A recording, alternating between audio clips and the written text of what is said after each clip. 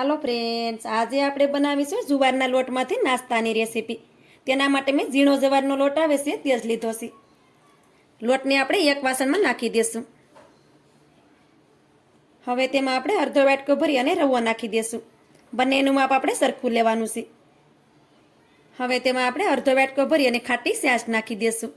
તમારી પાસે દહીં હોય તો તમે દહીં પણ લઈ શકો. સારી રીતે તેને મિક્સ કરી દેવાનું છે.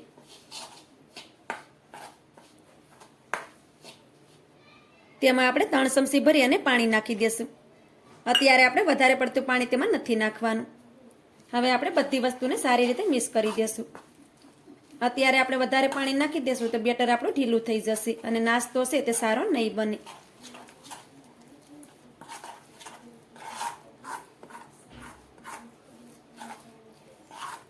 આ રીતે આપણે બંને વસ્તુને સારી રીતે મિક્સ કરી દીધી છે.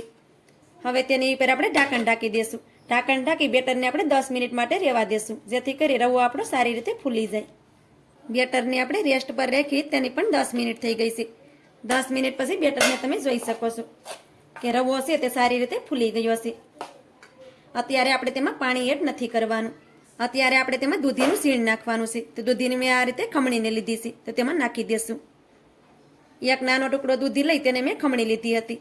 જ્યારે આપણે નાસ્તો બનાવવાનો હોય ત્યારે જ આપણે દૂધીને ખમણવાની છે, જેથી કરી દૂધી આપણી કાળી ન પડે. અડધું ગાજર મેં આ રીતે ખમણીને લીધું છે, તો તેને પણ તેમાં નાખી દઈએ. તેનાથી નાસ્તો છે તે એકદમ હેલ્ધી બનશે અને ખાવામાં એકદમ સોફ્ટ બનશે. હવે તેમાં આપણે થોડાક લીલા ધાણા નાખી દઈએ. હવે તેમાં આપણે 1 ચમચી ભરી આદુ, લસણ અને મરચાંની પેસ્ટ નાખી દઈએ. સ્વાદ પ્રમાણે આપણે મીઠું નાખી દઈશું. હવે તેમાં આપણે અડધું પાવડું ભરી અને તેલ નાખી દઈશું. હવે આપણે બધી વસ્તુને સારી રીતે મિક્સ કરી લેવાની છે. આમાં તમારે પાલક નાખવી હોય તો પણ તમે નાખી શકો. આ નાસ્તામાં આપણે લોટનું પ્રમાણ ઓછું રાખવાનું છે.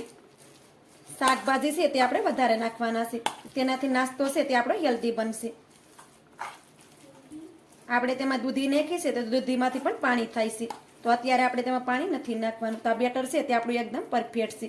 આ બેટરને આપણે વધારે પડતું પતલું નથી કરવાનું. આ બેટર બની આપણું રેડી થઈ ગયું છે. નાસ્તાને આપણે આ રીતે જાળીમાં બનાવવાનો છે. તો તેમાં આપણે થોડુંક તેલ નાખી દેવાનું. આ રીતે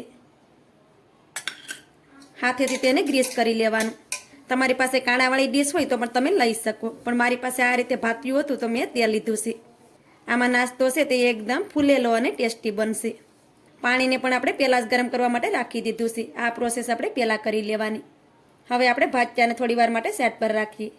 હવે આપણો નાસ્તો ફૂલેલો બને તેના માટે આપણે તેમાં ઈનો નાખશું. તો આપણે અહીં અડધું પેકેટ ઈનાનું લીધું છે, તો તેમાં નાખી દઈશું.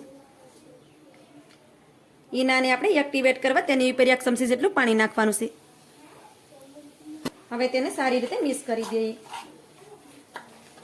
બેટરમાં ઈનો રાખી આપણે બેટરને ઝાઝી વાર માટે બહાર નથી રાખવાનું, નકર આપણો નાસ્તો છે તે ફૂલેલો નહીં બને. તો બધી વસ્તુને આપણે સારી રીતે મિક્સ કરી દીધું છે. પાણી પણ આપણું સારી રીતે ગરમ થઈ ગયું છે. હવે તેની ઉપર આ રીતે ભાત્યાને રાખી દઈએ. હવે તેની ઉપર આપણે બેટરને નાખી દેવાનું છે. બેટરને આ રીતે મીડિયમ ઠીક રાખવાનું, તેને વધારે ઢીલું નહીં કરવાનું, નકર બેટર છે તે ભાત્યામાંથી બહાર વહી જશે. હવે નાસ્તાને આ રીતે આપણે એકસરખો કરી દેવાનો છે. આ નાસ્તો છે તે ખાવામાં એકદમ સોફ્ટ અને હેલ્ધી બને છે. એકવાર ચોક્કસથી બનાવજો. તો આ રીતે નાસ્તાને આપણે એકસરખો કરી દીધો છે. હવે આપણે તેની ઉપરથી આ રીતે લાલ મરચું પાવડર નાખી દઈએ. હવે આપણે નાસ્તાની ઉપર આ રીતે થાળી ઢાંકી દઈશું અને નાસ્તાને આપણે 10 મિનિટ માટે સ્ટીમ કરી લેશું. નાસ્તાને આપણે ફૂલ ગેસ ઉપર જ 10 મિનિટ માટે સ્ટીમ કરી લીધો છે. હવે નાસ્તાને આપણે શેક કરી લેશું. તો નાસ્તાને તમે જોઈ શકો છો કે નાસ્તો આપણો સારી રીતે ફૂલી ગયો છે. ગેસની ફ્લેમને આપણે બંધ કરી દેવાની છે. હવે આપણે નાસ્તાને નીચે ઉતારી લેશું. નાસ્તાને તમે જોઈ શકો છો કે નાસ્તો આપણો એકદમ ફૂલી ગયો છે. હવે આપણે આ રીતે તવીથો લેવાનો અને નાસ્તાને આ રીતે આપણે બહાર કાઢી લેવાનો છે, કેમ કે નાસ્તામાં આપણે તડકો દેવાનો છે. તમે તડકા વિના પણ તેને ખાઈ શકો. આ રીતે કરશો એટલે નાસ્તો છે તે આસાનીથી નીકળી જશે. આ રીતે તમે જોઈ શકો છો કે નાસ્તો આપણો આસાનીથી નીકળી ગયો છે. હવે તેને એક થાળીમાં લઈ લઈએ. નાસ્તાને તમારે ગરમ ગરમ નહીં કાઢવાનો, નાસ્તો ઠંડો થઈ જાય પછી તેને બહાર કાઢવાનો. આપણે તેને ગરમ ગરમ કાઢીએ તો નાસ્તો છે તે તૂટી જાય, તો તેને પહેલાં ઠંડો થઈ જવા દેવાનો. પછી તેને આ રીતે કાઢશો તો નાસ્તો છે તે આસાનીથી નીકળી જશે. હવે તેમાં આપણે તડકો દેવાનો છે. હવે આપણે તડકા પેન લેશું અને તેમાં આપણે અડધું પાવડું ભરી અને તેલ નાખી દેશું. ગેસની ફ્લેમને આપણે ચાલુ કરી દેવાની.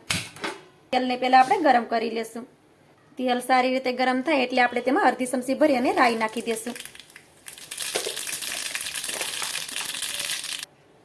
થોડાક તેમાં આપણે લીલા મરચાંના ટુકડા નાખી દેશું. થોડાક આપણે મીઠા લીમડાના પાન નાખી દેશું. અડધી ચમચી ભરી આપણે તેમાં સફેદ તલ નાખી દેશું. તો બધી વસ્તુ આપણે સારી રીતે ફૂટી ગઈ છે. ગેસની ફ્લેમને બંધ કરી દેવાની છે. હવે આપણે તડકાને આ રીતે નાસ્તાની ઉપર નાખી દેવાનું. તડકાને આપણે આ રીતે નાસ્તાની પર ફેલાવી દેવાનું. આ નાસ્તો છે તે ખાવામાં એકદમ હેલ્ધી છે અને ગરમીમાં તો આપણે જુવારનો લોટ ખાવો જ જોઈએ. તો આ રીતે મેં તડકાને ફેલાવી દીધો છે. તો આપણો હેલ્ધી એવો નાસ્તો બની અને તૈયાર થઈ ગયો છે. તો મારી આજની રેસીપી તમને સારી લાગી હોય તો લાઇક કરી કોમેન્ટ કરી દેજો. ચેનલ પર નવા હોય તો ચેનલને સબસ્ક્રાઈબ કરવાનું ભૂલતા નહીં. તો મળીએ એક આવી જ નવી રેસીપીની સાથે. ત્યાં સુધી બધાને જય માતાજી.